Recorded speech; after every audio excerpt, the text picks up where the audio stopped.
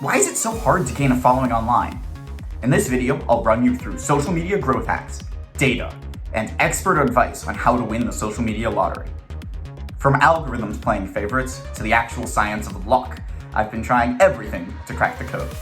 And today, I'm showing you what worked, what didn't, and how luck might just be your best friend on the internet. 4 months ago, I started a class on growth hacking with the question of how do you grow a brand for cheap and easily. For this class, I started an Instagram account, a TikTok account, and a YouTube account called @Beverages and Bottling. I'm gonna tell you first my process to make a video. So I would learn about beverages and bottling in order to make a video, to get data, to then analyze the data, and then iterate and ideate new videos, which then I would cause to learn more about beverages, to make more videos, and it was this big iterative process. To understand more about the audience, the first thing I did is made a perceptual map of the current short-form beverage social media accounts that I could find. I found these 14 different accounts, and I arranged them based on informative versus opinionated and product-driven versus personality-driven. You can see that most of the content fits into these 2 quadrants. The reason for that being that most of the content is either product-driven and informative or opinionated and personality-driven content. Now, what this means is that there's a big gap in this quadrant of informative and personality-driven content. Now, some normal sorts of YouTubers who might fit into this content are people like Hank Green, who are giving you fun facts, but with their own energy and personality-related twist to it. And so I considered putting myself into this quadrant. Beverages and bottling. My channel is supposed to be personality-driven in that it has me as a character and presenting information in a way that's deeply personal, a little bit opinionated, very informative, but ultimately it's about me. My target audience is high school and college-age students who enjoy beverages, are trend conscious, and have disposable income, but also want to seem knowledgeable about beverage content. They exist at the corner of Hank Green's fans and Tristan Wilson's fans. The group likely values bragging rights, which come in the form of the social capital that comes from knowledge about beverages. So, step 1, I made some videos. Step 2, I made more videos. Step 3, in this class, we had to do things called growth hacks. What is a growth hack? A growth hack is a free or incredibly cheap way to gain a following. So, my first growth hack that I proposed was practice testing. What is practice testing? It's phrasing things in the form of a question so that people can see what meta-knowledge they know. As in, what is the knowledge about what knowledge they know that they have. So, I found this paper that said that practice testing increases feelings of competence, which is like the feeling that you know things. And then I found this paper that said feelings of competence increase people's self-esteem. Then I found this paper that uses self-determination theory, which says that autonomy, interaction, and competence increase well-being. And then I think that if people have an increased well-being, they will start to become addicted to my content, want to watch it more, and want to learn more about beverages. And did it work? Kind of. So the goal was to increase the number of interactions, comments, plus likes, plus shares. Now, this is the normal videos, which averaged around 8.5 interactions per video. And this was my experimental video where I asked 7 questions about the beverage industry. What did we find? 11 likes, comments, or shares on average in total. So that's a little bit of an improvement, but it's not statistically significant. And here was the other weird thing. It didn't increase the number of views. I really thought that interactions and views were actually related. And if you look at this graph, it kind of is. Like there's an R² of 0.425, so it's like there is some kind of interaction here, but these have increased numbers of likes, comments, and shares, but not an increased number of views. So there's a problem here, right? There's more interactions than they're supposed to, but fewer views than they're supposed to have. So I thought more interactions causes more views. But actually what it is more views cause more interactions. If a video has more views, then there are more opportunities for people to interact with it. Why? More views, more people can give it a like. More views, more people have the capability to comment on it. It's a reverse causation. This doesn't matter.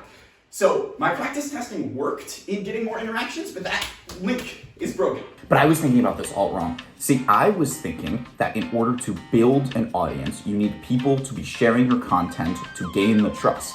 But really, it's all about one thing: the algorithm. You know how Al Gore invented the internet? Well, he also invented a rhythm for it. It's a powerful rhythm. It's called the algorithm. Why? Because the algorithm is the only thing that actually decides what is going to be shared from your content. So the real question isn't how do I gain a following? The real question is first, how do I get eyeballs on my content at all? How do I get more views? What is the ability to do this? It doesn't make sense. How am I supposed to be able to complete this? So then how do I possibly go viral? Some of my videos literally got 10 views. How is that even enough information for the algorithm to know that it shouldn't be recommended? And then there was the time when I posted the exact same video twice, and the first time it got 1,000 views, and the second time it got only 80 views. And what about the fact that my YouTube audience is almost exclusively male, and my TikTok audience is almost exclusively female? I mean, over the course of this experiment, the most virality I got out of any piece of content was literally a post on Reddit asking how much does a 12-ounce can of soda cost? It got 17,000 views. That's more than any of my other things that I was intentionally trying to get views on. I mean, some people were saying that maybe you should copy other people's content. That feels disingenuous. Some people were saying that maybe you should try just like lying to your audience. You like focus on your content fitting the current trends. Or spending a lot of money. So I made a system map trying to figure out what is happening here. Because I'm having more interaction and more trust. And if I'm getting more interaction and more trust, then I should be getting more human shares, which I was getting more human shares. And if I'm getting more human shares, then I should be getting more algorithmic shares. And if the algorithm is doing things, then I should be getting more views. And if I am not getting more views, then one of these feedback loops doesn't actually work. The algorithm is a black box. We don't know what this thing does. And if we want to know what this thing does, then we need more data. So I started getting to the research. This is unpublished still. It's supposed to be published in 2025, but it's online. And they were like, what if we see what the TikTok algorithm does? And they were like, whoa, there's this thing called content drift. People's content starts at one place and it ends up somewhere else. Wow, this can radicalize people. Wow, emotional content is better. Woo! This is called Trick and Please. Honestly, if you take anything away from this video, go read this paper. It's a good one. It's called Trick and Please.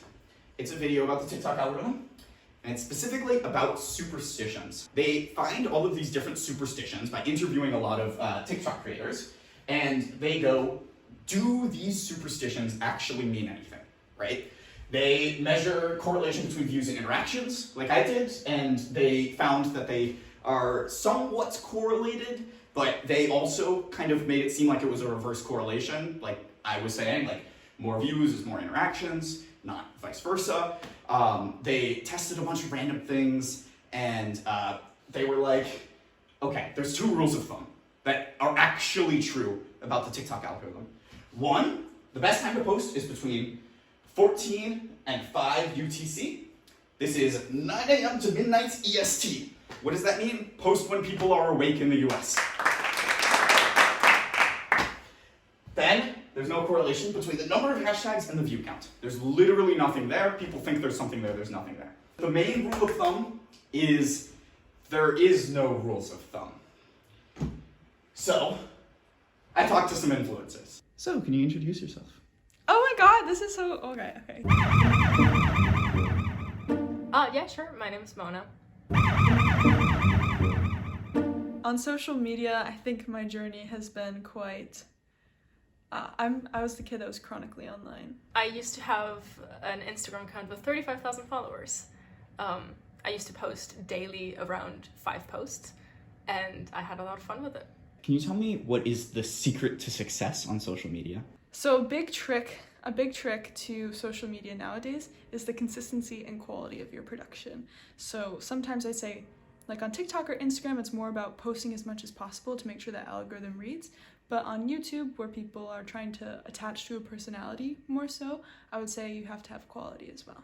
I think for me, it was mostly posting a lot and very consistently. Like I spent probably 2 years making 5 to 6 posts a day, very consistently. On Twitch, however, it is much more you connect much more with your viewers in that live space, so people are more likely to donate and subscribe to your channel. I think it's just quantity and quality, to be honest. And then, of course, there's the mere exposure effect, whereby if you see something once, you may like it or dislike it. But as people see something more and more times, they gain a familiarity with it that it comes with an increase in liking. And this mere exposure effect means that quantity really matters a lot, because the more times you just happen to end up in someone's feed, the more likely they are to build trust, which means the more likely they are to want to follow you and watch more of your content. So then I posted more. I posted a total of 41 times. This was my second hack, with literally, let's just see what I can do. And then I did a post hoc correlation analysis. So here's what's really fun about this is I just got data about all of the videos. I made tons of videos, and I have like hundreds of data points of this. So then I made this correlation heat map of a bunch of different variables. I made this graphic, and I think it's a little confusing, so I'm gonna simplify it to this graphic. Here is what you need to know. First of all, speaking, opinions, and asking questions had an inconclusive impact on the number of views. Music had a slight correlation. Captions and posting order both seem to have a high correlation. However, I added captions about halfway through the posting order, so it may mean that later posted videos have a better chance of succeeding simply because they were posted later. People see that you have made more content, maybe that's an indicator of trust. Or alternatively, the actual captions themselves are an indicator of trust because perhaps you know how to use the social media, or it could be both. Either way, the two of these are really correlated with each other, so it makes untangling them a little bit more complicated. So then I did an optimization model, and I took this and I made a multivariate regression model with the possible indicator variables, and the perfect video is going to have caption speaking, it's going to have 7 questions, it's going to be opinionated, and it's going to have music if you want the most interactions. And if you want the most views, then you're going to have more videos. That's literally it. All the rest of these impact things with like 3 orders of magnitude down from the number of videos posted. Literally just post more videos. That's all you can do. Luck is a really big factor here, and the reason for that is what this paper calls popularity effects. What are popularity effects? They are this idea that more popular channels have an inherent bias towards them, as we like to flock together and trust other people who have already done some of the curation work for us by subscribing or following these channels. Because of these high barriers to entry, for new creators, every new video is like buying a lottery ticket. If you buy one lottery ticket, there's a pretty good chance that you don't blow up. But if you keep buying hundreds of thousands of lottery tickets, eventually, there's a good chance that you'll make it. So did this all work? Well, I mean, views went up across all 3 platforms by an order of magnitude. Number of total followers I got was around 40, which is just about 2/3 of what my goal was. And overall, it seems like it was mostly a success. So then, what's next for the @beverages and bottling Instagram, TikTok, and YouTube accounts? If I were to do one more growth hack, it would be to add captions to half of the content and not add captions to the other half of the content, and see if that actually has an impact or if it's simply ordinal. If it's the captions, then I would continue to add captions, and if it is simply the ordinality, then the real growth hack is just post 1,000 more times, and one of them is bound to blow up and make people back propagate to the other videos in the series. So I learned about beverages to make reels about beverages. I made reels about beverages to be able to get data, and I needed the data for this class assignment, which is this video where I'm doing a data analysis of my reels about beverages and bottling.